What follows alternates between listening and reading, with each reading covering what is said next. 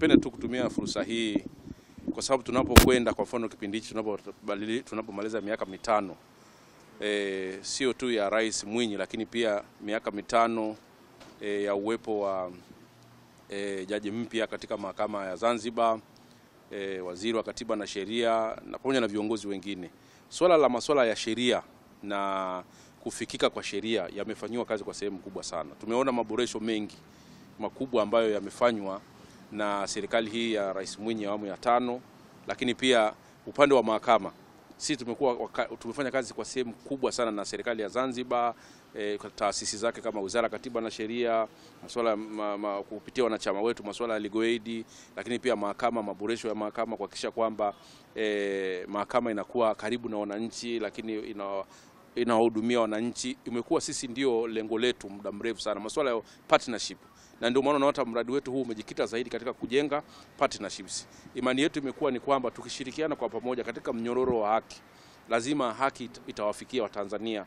Hakuna taasisi moja ambayo inaweza kutoa haki kwa Tanzania. Leo serikali haiwezi kukaa ikasema inatoa haki kwa Tanzania bila kutegemea mahakama au bila kutegemea mawakili au kutegemea sisi watu wa haki za binadamu. Na tunashukuru kwamba huku Zanzibar huo muunganiko umekwenda vizuri sana. Tumekuwa tukiaminiana, tumekuwa tukiheshimiana, tumekuwa tukifanya kazi kwa pamoja. Manake bila kujalisha kwamba wewe uko serikalini, uko mahakamani, uko asasi za kiraia, uko kwenye vyama vya mawakili, wote kwa pamoja. Ndio maana leo tunaona tunawakumbusha mawakili umuhimu wa wao na wao kuingia katika mnyororo huu, yani manake wapo wamekuwepo kuongeza nguvu kwa kufanya kazi kwa pamoja katika mnyororo huu wa haki.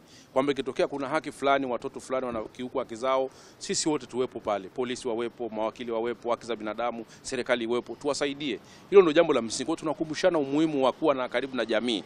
Yani kwamba vyama vya mawakili pamoja na mawakili wasijitenge sana na jamii, wawe karibu na jamii. Pamoja na kwamba wanafanya biashara ya sheria, lakini kuna wakati lazima wafanye kazi za kijamii. Lazima jamii iende ikawalilie mawakili. Wakati mwingine watoe huduma ambazo ni za bure na kusaidiana na taasisi mbalimbali, serikali, vitengo vya sheria, vitengo vya haki, tume ya haki za binadamu kwa ujumla. Kwa ujumla ndoto yetu ni kuona kwamba maendeleo, mshirikiano haya yanaendelea kuwepo.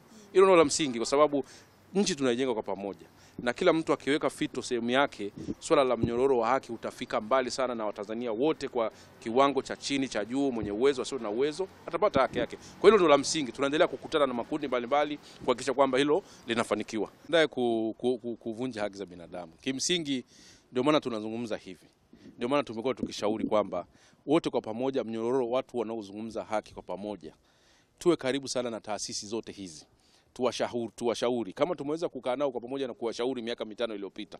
Mimi sidhani kama kutakuwa kuna changamoto sana ya kuheshimu na kulinda haki za binadamu, kwa sababu kwa mfano polisi tulishakuwa nao, tumeshafanya mafunzo mwaka jana kuhusu masuala ya uchaguzi, usalama uchaguzi. Tumesisitiza umuhimu wa kuzingatia vitu kama hivyo. Kwa hiyo sisi rai yetu ni kwamba wote kwa pamoja, taasisi zote kwa pamoja zione umuhimu wa kulinda utawala wa sheria, kuzingatia masuala ya haki za binadamu, na ndio maana nimesema kwamba kama tumeweza kufanya hii kazi kwa miaka yote, sidhani kama kwa miezi 3 tutaweza kuja kuharibu yale mambo mengi mazuri ambayo tumeyafanya. Tuzungumze ukweli tu, kwa sababu hata ukiangalia kwa mfano masuala ya utekaji. Kwa sababu utekaji huko Zanzibar, sidhani kama idadi iko kama kule bara. Kule bara kila siku tunaamka mtu kapotea.